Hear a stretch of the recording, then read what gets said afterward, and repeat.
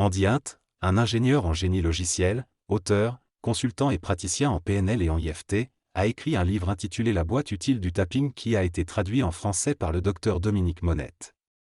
Le livre offre une collection pratique de stratégies et de tactiques pour ceux qui utilisent le FT ou le tapping pour leur développement personnel ou dans leur pratique professionnelle avec des clients. Andy a commencé à écrire sur le sujet après avoir découvert le FT en 2004 et a partagé ses expériences et ses découvertes sur son site web au fil des années. Il a ensuite décidé de regrouper ses articles dans un livre. Le livre compte environ 20 à 30 chapitres qui offrent des conseils et des méthodes pour aller au-delà des bases de la pratique de l'IFT et obtenir des résultats puissants. Le livre est disponible en anglais, en français, en allemand et en espagnol. L'auteur mentionne avoir écrit un livre sur l'utilisation de l'EFT, Emotional Freedom Technique, pour aider les gens et propose 3 stratégies à utiliser selon le niveau de familiarité avec cette technique. La première stratégie, appelée réparer et préparer, vise à traiter les situations récurrentes qui causent du stress, comme les interactions difficiles avec un supérieur ou des membres de la famille. L'auteur partage son expérience personnelle et explique comment il utilisait l'EFT pour neutraliser le stress associé à une situation spécifique. Il souligne l'importance de libérer les émotions négatives liées à une situation passée afin de mieux se préparer pour les rencontres futures similaires. En utilisant la technique du tapping, l'auteur recommande de neutraliser la mémoire émotionnelle associée à la situation stressante, ce qui permet de se sentir plus calme et résilient. Par la suite, il suggère d'imaginer la prochaine rencontre stressante de manière positive et de tapoter à l'avance pour la préparer mentalement. En effectuant ces techniques, l'auteur explique qu'il est possible de réduire le stress et la détresse associés aux situations stressantes récurrentes. La personne explique que lorsqu'on se prépare à faire face à des situations stressantes, il est important de réparer les dommages émotionnels du passé avant de se préparer pour l'avenir. Il compare cela à la réparation d'une jambe cassée avant de recommencer à s'entraîner. Il souligne que chaque fois qu'une nouvelle situation stressante survient, il faut répéter ce processus de réparation et de préparation.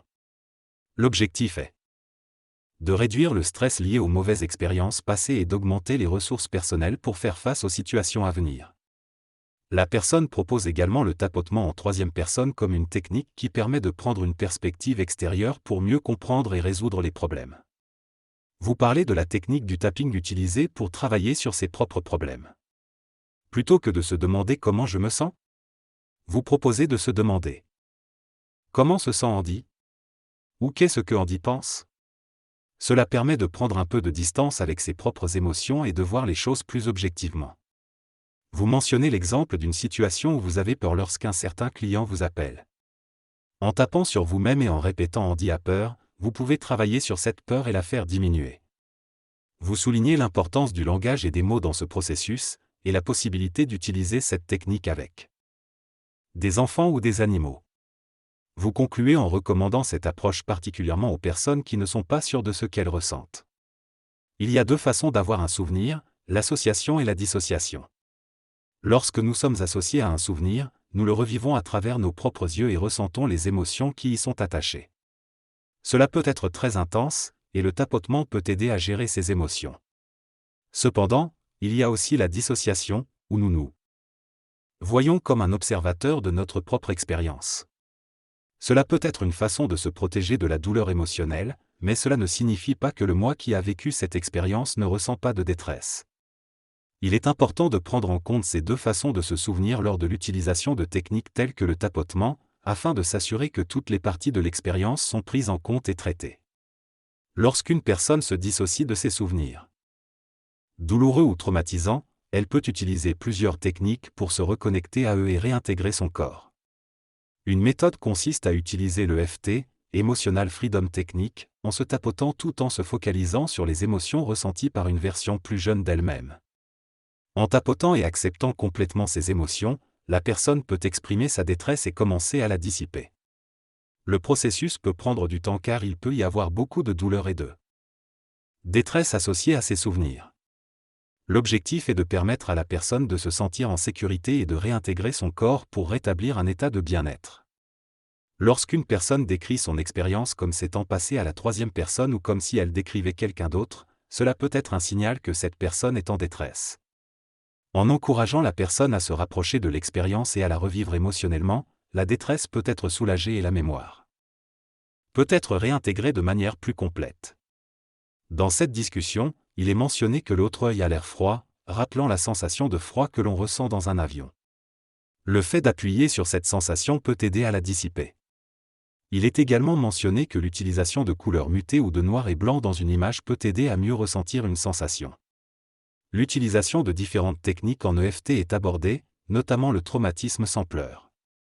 L'importance de la compréhension du processus plutôt que la simple utilisation de techniques est soulignée.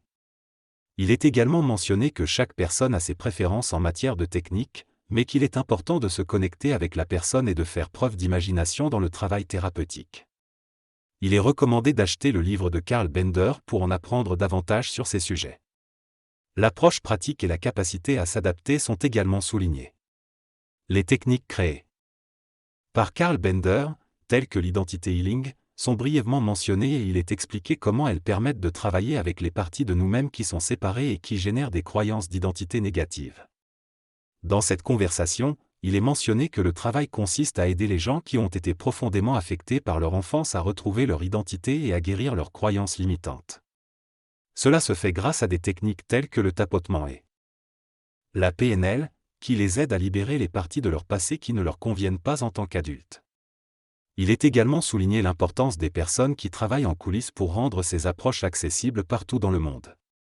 Des détails sont donnés sur la traductrice qui fait du travail de EFT et de kinésiologie en Belgique, ainsi que sur d'autres personnes en Amérique et au Canada qui ont contribué à la traduction de livres sur ces sujets.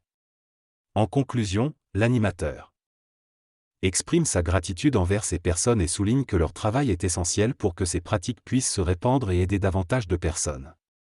La conversation se termine par des au revoir amicaux et une invitation à participer à d'autres conférences sur le sommet.